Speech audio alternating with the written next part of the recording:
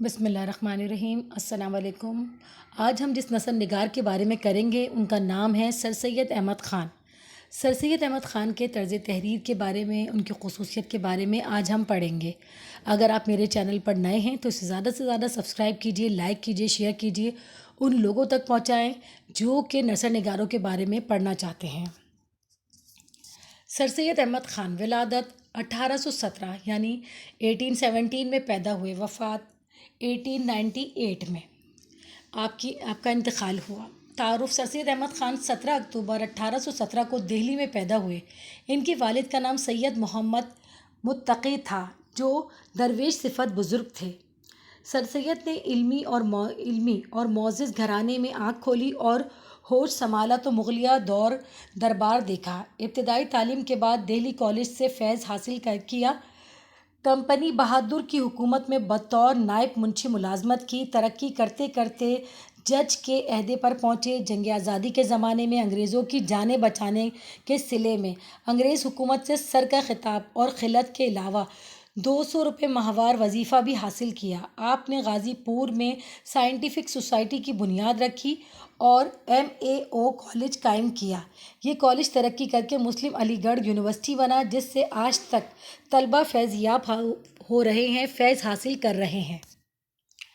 تصانیف یعنی ان کی لکھی گئی کتابیں، سب سے زیادہ مشہور ہوا ان کا اسباب بغاوت ہند ایک رسالہ تھا، وفادار مسلمانان اس ہند، آئین اکبری، تاریخ فیروز شاہی، 30 الکلام، بابل کی تفسیر، ترجمہ کیمیائے سعادت، خطابات احمدیہ، مقالات سر سید، سفر نامہ، لندن، تفسیر القرآن اور آثار الصنعت ان کی مشہور کتابیں ہیں۔ طرز تحریر کی خصوصیات: سر سید احمد خان وہ پہلے اہل قلم ہیں جنہوں نے اردو کو غیر معمولی ترقی دے کر ادب کی نشو و نما میں نمایاں کردار ادا کیا۔ اس سے قبل اردو زبان مشکل عبارات سے میزین تھی۔ انہوں نے ادب برائے ادب سے ادب برائے مقصد پر توجہ دی۔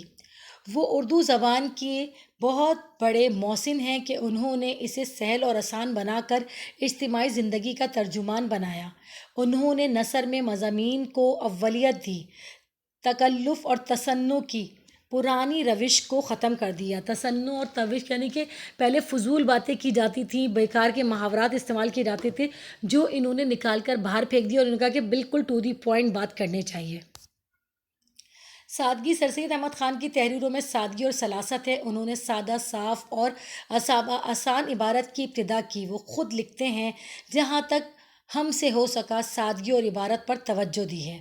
مقصدیت: سر سید احمد خان وہ پہلے ادیب ہیں جو ادب کو صرف تفریح کے لیے نہیں بلکہ مقصد کے لیے استعمال کرتے تھے۔ ان کی تحریروں کا مقصد خوابیدہ عوام کو خواب غفلت سے جگانا تھا۔ وہ غلط رسم و رواج کے بھی قائل نہ تھے، اس لیے ان کی تمام تحریریں مقصدیت کے گرد گھومتی نظر آتی ہیں۔ وہ اپنا پیغام عوام تک پہنچانا چاہتے تھے تاکہ فوری اطلاق ہو سکے۔ یعنی جو فضول رسمیں تھیں، بہت ساری اتنی فضول رسمیں تھیں، اگر آپ اس وقت کی کتابیں اٹھا کر دیکھیں تو آپ کو اندازہ ہوگا مسلمان کس کے دلدل میں پھنسے ہوئے تھے۔ بہت ساری غلیظ رسموں نے ان کو گھیرا ہوا تھا، اور پھر عبارت میں صرف اور صرف خواتین کے بارے میں باتیں ہوتی تھیں اور کچھ بھی نہیں ہوتا تھا۔ یہ تمام چیزیں نکال کر پھینکی اور لوگوں کو بتایا کہ بھائی اب جو کچھ ہو چکا ہے اب اس کے بعد کچھ اچھا کرنے کی کوشش کی جائے۔ بے تکلفی: سر سید احمد خان کی ایک خوبی بے تکلفی اور بے ساختہ پن ہے، جس کی وجہ سے ان کی تحریریں بے رنگ بھی ہوئیں۔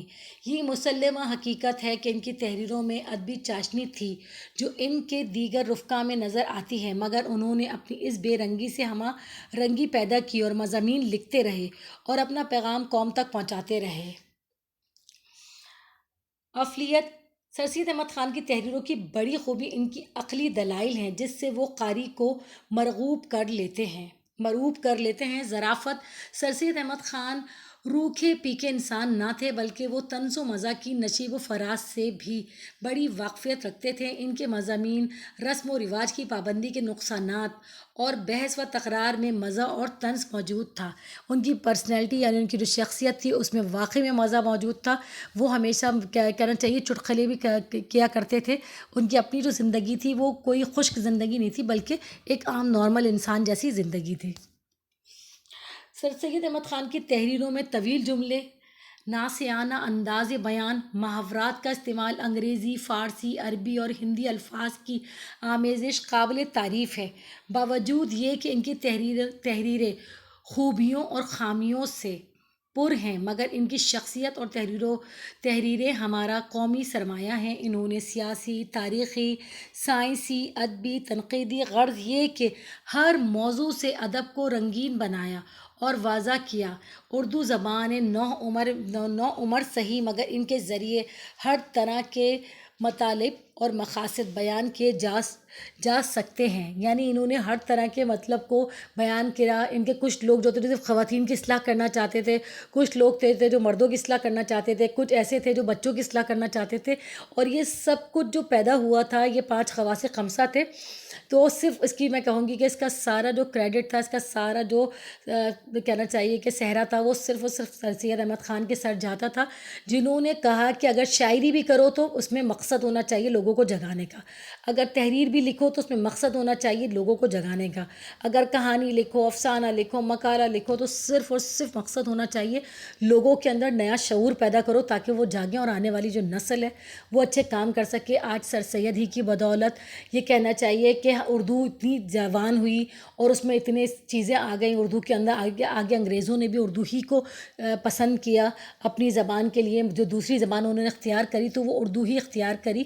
تو یہ سارا جو صحرا ہے وہ سر سید کے لیے جاتا ہے۔ پاکستان بننے کے لیے جو ایک قوم تیار ہوئی علی گڑھ کالج میں، وہ بھی صرف اور صرف سر سید کی وجہ سے ہوئی ہے۔ وہ کہنا چاہیے محسن پاکستان ہے، ہمیں انہیں ہمیشہ یاد رکھنا چاہیے۔ اچھا جی، اب آپ لوگ اسے زیادہ سے زیادہ سبسکرائب کیجئے، شیئر کیجئے، لائک کیجئے، ان تک پہنچائیں جو سر سید کو پڑھنا چاہتے ہیں، جو نثر نگاروں کو پڑھنا چاہتے ہیں۔ اپنا بہت بہت خیال رکھیے گا۔ اللہ حافظ۔